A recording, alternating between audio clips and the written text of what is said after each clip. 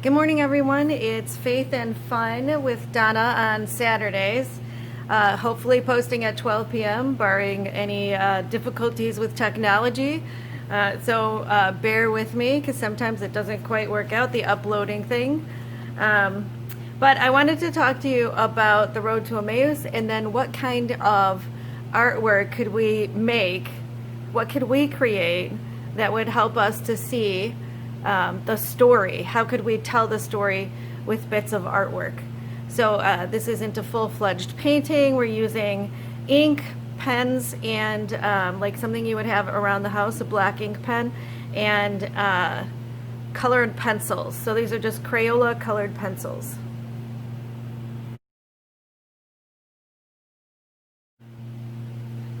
So a quick review of the story. Jesus has died. He has risen from the dead. The disciples already know that. They found that the tomb was empty. We went over those stories in the past couple weeks. So we're still in the Easter season.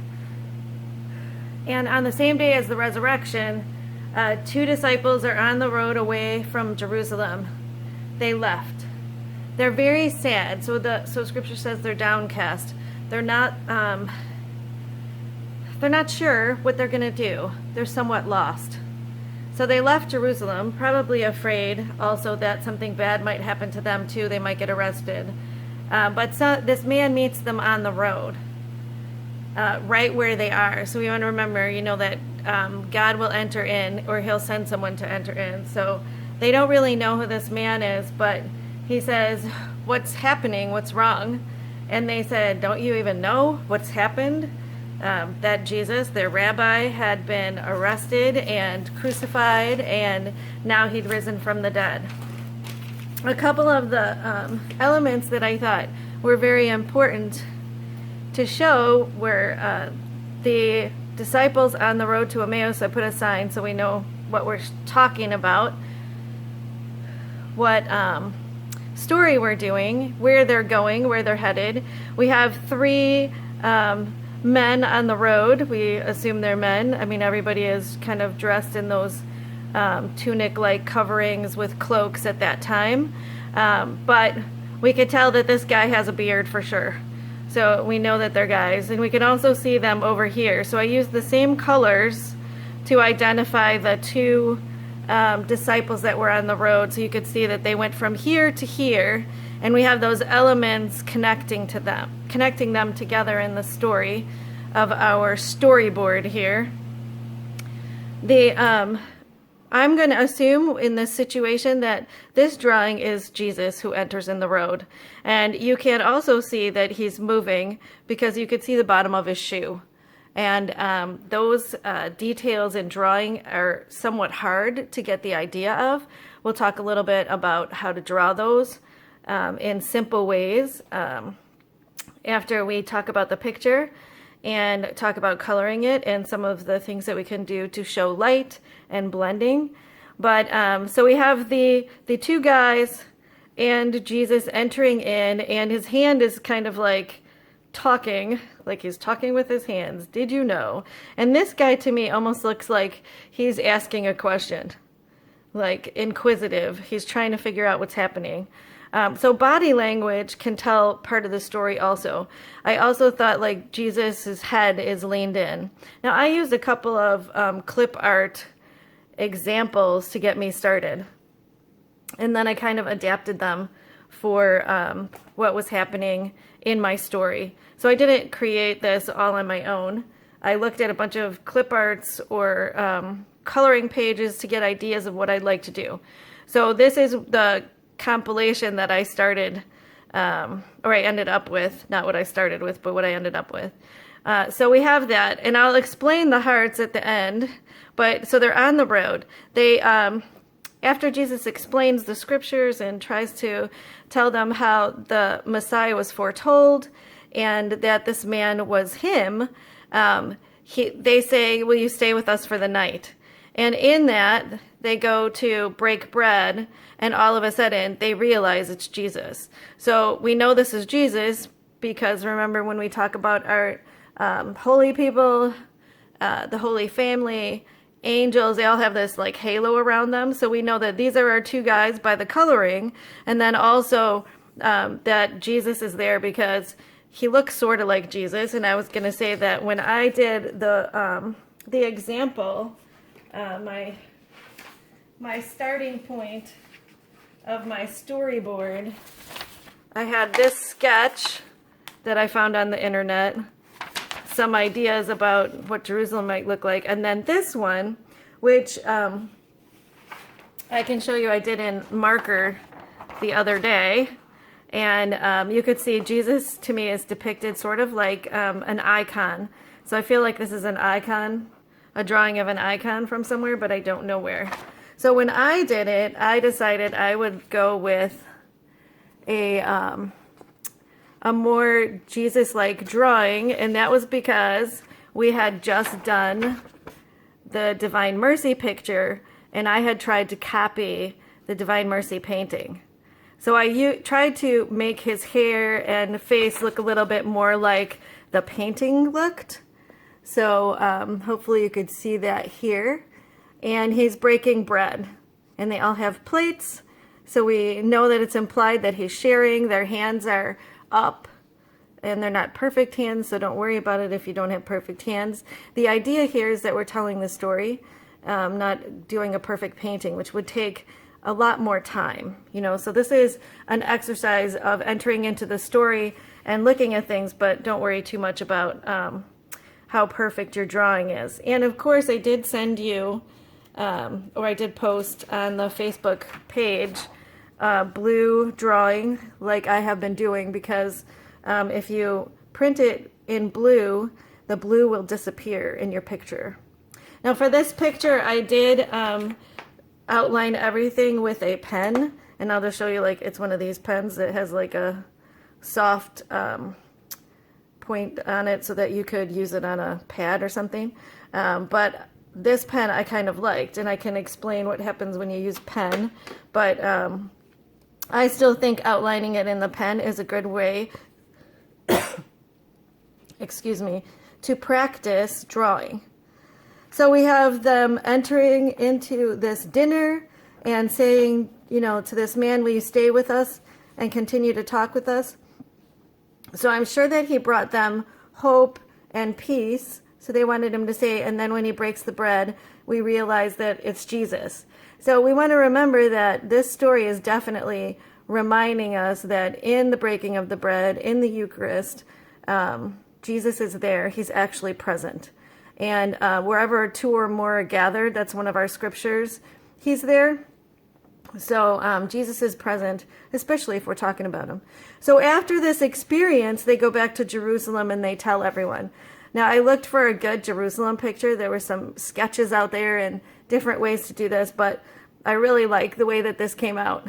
I sort of looked at different buildings and drew from what I could see on my computer and just made some lines, and I'll talk a little bit about that too. So going straight to the drawing, I have my jar here. I love using jars. See, this is pickles. Some of them I have like the paper taken off, but this is the one that I was using. So when I color, I sit and watch TV or whatever, I actually have my pencils in a jar next to me, and I can use my handy clipboard as my drawing board or whatever. So I thought I'd show you at first the ink drawings I did, which I used my light board, and you could use a window if you needed to do your drawing in pencil and then go back over it with a better line with your pen. You could do that on a window even, as long as it's sunny outside or bright enough. You could do that, or you could use a kid's light board, whatever, to do your tracing, drawing, and I'll do another video with tracing paper or whatever. So this one, I just wanted to like kind of mention, I'm going to use my pen, that a lot of times I wasn't sure about this guy, and he changed a little bit in my picture as I went along, but I did a couple drawings, very simple here, to talk about the different ways that we can shade or use line markings to help us see the movement in the picture. So as you can see right now, this is his shoe, which is really just kind of an oval, maybe like a jelly bean, and then like a heel in the shoe. So that's not too hard. When we look at drawing figures, you'll see that, and I couldn't do much about this shadow thing, so I hope you can see it well, that we'll do like, where's the head, where's the shoulders. So then you do this rectangle. If he's moving, this is his leg and hips. So this leg is going down. We don't see his foot because it's behind here. But when you draw a figure, this is where you get started. So you can't even see, like, his hand isn't here yet. And we're only going to see the side of his hand when he's walking and talking because he's not holding his hand out like that. So you don't need even like all the fingers there. So this guy's head is right here. His shoulders are here. He's sort of turned looking at Jesus and walking along. We don't see his legs because of his cloak. And this guy, his head is turned this way. So we want to give him a little bit of a face. We want to give him a little bump out for his nose, and I gave him a beard. And his arm is turned, so he's turned toward Jesus. So we don't see that full rectangle like we see here for their body shapes and the way that they're walking. We don't see that exactly, but you could tell that this is like your side view then. He's turned looking at Jesus as he's talking. Our little signpost is so simple because it's just like a rectangle and then put a point on it. You can use a ruler if you want, but actually in drawings it's way more interesting not to have a straight line, a boxed out ruler kind of drawing. This kind of makes you enter in. So anytime you do a squiggle, and we did this on the 3 crosses picture too, on the way to the cross with just shading and color to draw someone into the scene. So we do definitely have some points that we want to talk about here, but the real main point is happening over here. So we want to draw people with our composition into what is the point. And you might think it's a little bit different, that the main part of the scene that I want you to know, there's 2 main points, is really, this is the main one. So it's drawing you in and out. So we have action in the picture for our eyes to follow. And then these hearts here are a main thing. So you might think that we should make this the center of the picture, but really that's not as interesting, and it's not really telling the story. We could go from there and put pictures behind it, like a flashback. But for the purpose of our drawing, this is what I wanted to do in order to teach with the picture. So I could have put another Jerusalem behind here, or a sign that says Jerusalem went that way, but really the main point is that I wanted to tell you that they went on this journey. They were on the road and what happened. So you have the beginnings of our drawing here. Now I added more of it so you could see. So if you have your blue picture and you printed it out, you could follow along or just take your time to draw each of these shapes as we go. So now you see that this one has a lot more detail in here that shows more shadow. Here in this picture, I started adding more lines. So we went from this is empty to putting the heart, and this is actually a flame.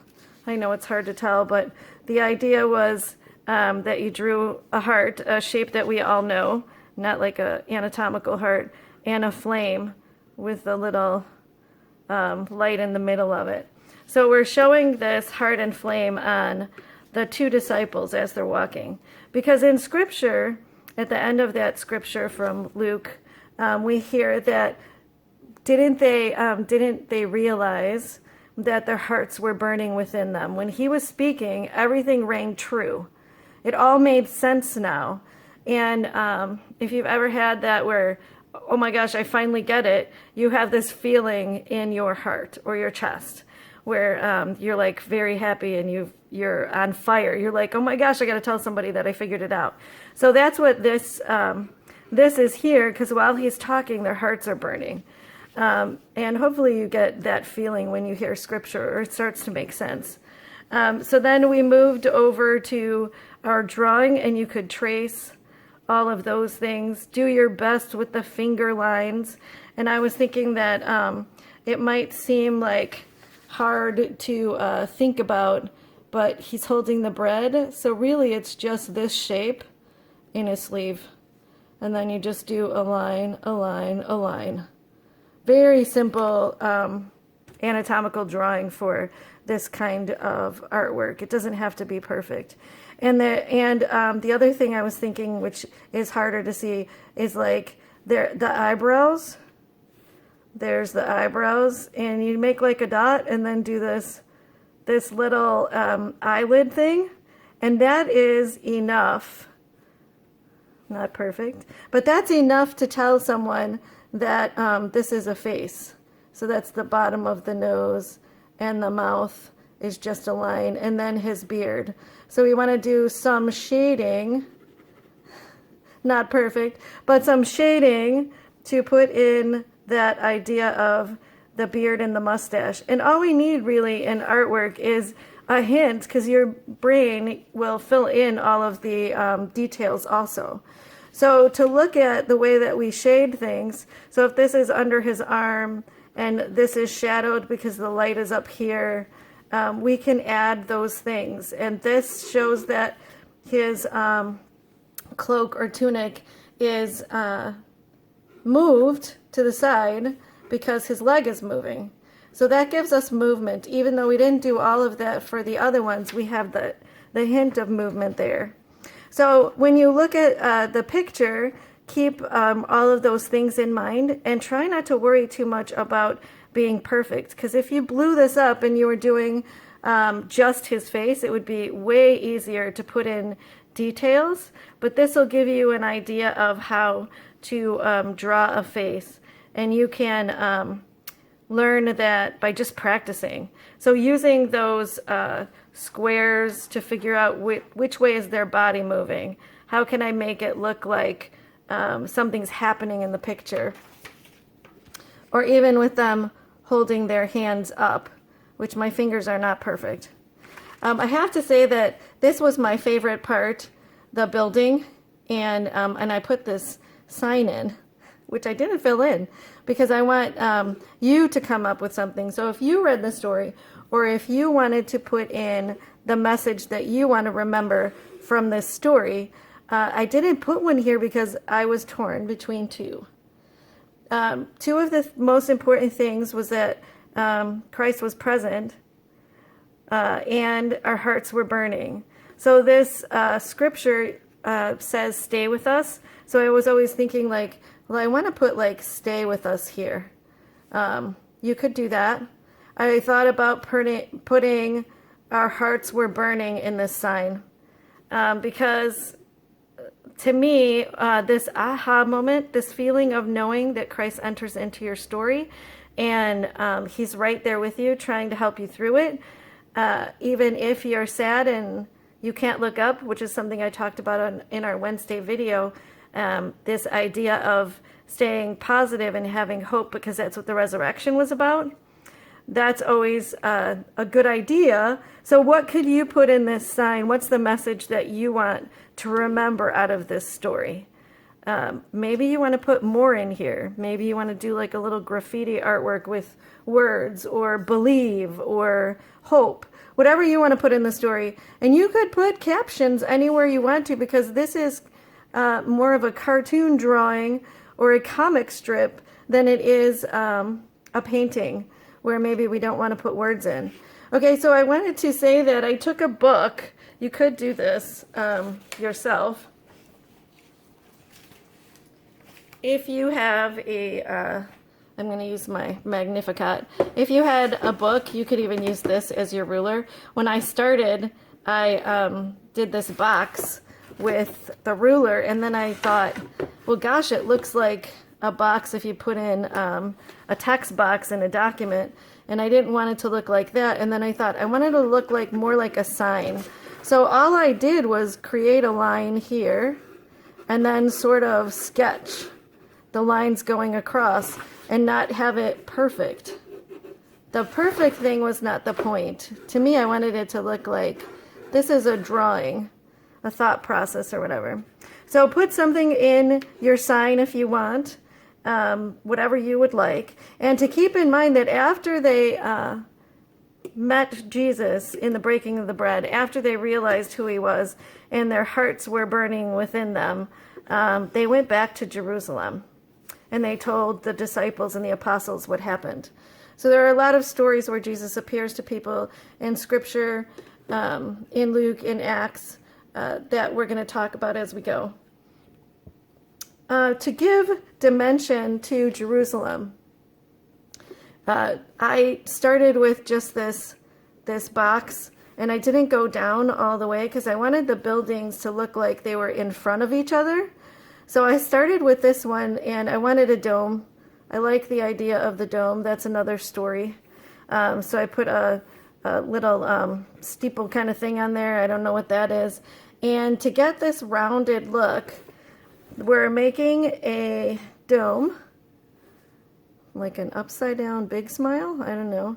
And then to make it look like it's architecturally round, like it's coming out at you, you wouldn't draw a straight line, but a rounded line on the bottom. So you could do that and make it look more 3D. Now it changes the position. But since this was like a sketch of buildings that are not perfect, and when you're drawing, this is one of the things I love about drawing, you can fix your lines by just making them thicker. You give more dimension to the picture. You can put in shadows like I just did here. Now it looks like there's a shadow there. Draw the arch of the doorway. I didn't even finish this. Like you could finish it if you wanted. Give it some land in front of it. But to draw these shapes, they're all just rectangles and stuff. So if you wanted to do just an ink drawing, this is kind of like architectural lines on the front of the building. You could just color in the little window things in this dome tower with your ink pen. Remember to go, I'm going to turn it to the side. Remember to angle like the shape of your dome. So you want to like keep it from being a straight line, because if you did this, it would not look shaped like a dome. Then you could, through side hatching, make it look like, and I've done this for you in with pencil, but so I'll show you that also with pencil. For that, I just used black and brown, so I'm going to do it on these. If I did the inside of the doorway brown, and I just quickly colored it, it's not like a perfect coloring. I'm going to try and zoom in for you. It's not like perfect going around the edges. I just did like lines going the other way. And then to make it look dimensional, I can do the end, one side, darker, and create a shadow, and now it creates depth. Like you can see that there's this shadow. So you can see with the ink what we did, and then with the two colors. One of the other things I wanted to show you in this picture, I used a dark green for this. And you might think, well, it looks lighter here, or this is a different color. All it is letting the paper, the white of the paper, show through. So here we are with the shadow to create the domes. So I put a little darker brown under here. I made this orange and brown so that you could get some depth of color and dimension to it. This is orange and brown here, and this is yellow and brown. The more that you color it, the deeper and the more full your color would be. So if I wanted to add to this spot, if I was doing this one, and I started at the bottom, if you use little circles, you get better coverage and you don't have that line. Like you see the lines here, and you could see lines here. You won't have that line if you do little circles. So I did around the bottom and around the sides, and I left this spot open here so it would be like light. like the light is hitting the top of the dome. And then you could color in the rest of it. So this is light. And I'm just doing like diagonal shading for this. And you leave some of the white of the paper to show through. And even, you know, this is like a painterly thing or a sketchy thing. You could even leave it where it's not actually all colored. Or you could take your yellow or white and color this in and go right over the green. And now you've got like a full, smooth, more blended color. And then you could go over it again and you can see how it will fill in. So now you have the illusion of light, and I almost covered it with the green, but you could still see the yellow in it, and it gives the building more texture. Sorry about that, I was off screen. It gives the building more texture if you cover this a little bit. So I thought that that was a great way to look at the light. When I did Jesus' hair, just like when I did Jesus' hair in the Divine Mercy painting, when I did the colored pencil picture, I put in the orange and yellow highlights first. So I'm going to show you that here. I'm going to put in some orange here, some orange here to give some depth of color because it wouldn't be just brown. But in that painting, we had yellow highlights here. So you're like, oh my gosh, she just colored Jesus' hair yellow and orange. Great, right? It doesn't make any sense because his hair isn't yellow and orange. So, and then I went over it, and in the shadows next to his neck, I made that shadow a darker brown. I colored it more there, but I colored over this and smoothed out those colors together, blended them together with my brown, but you could still see the yellow and the orange through it. And now this gives his hair more dimension. So you could see that. More dimension here. I went outside of it a little bit. The same idea went with his halo. I did a lot of it like a sort of a sketchy coloring, and then put the yellow over the top to blend it all together. And the more I go over it, the more this yellow will blend everything together, and you'll see less of my lines. So if you wanted to add more, orange, and do it in circles, now you could get rid of some of those lines.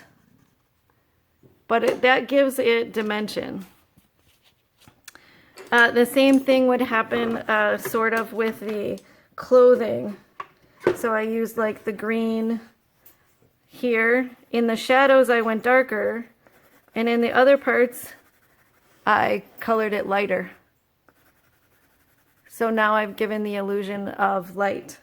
So wherever these lines are, I would make them darker, and then you can't really even see the blue line. So I hope this gives you some idea of what you can do for artwork and how you can show or tell the story.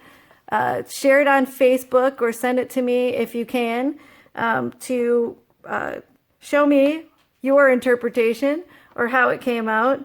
And I hope that you find that your heart is burning within you, and remember that Jesus is present while we're on the road and in the Eucharist. So God bless, and peace be with you. See you next time.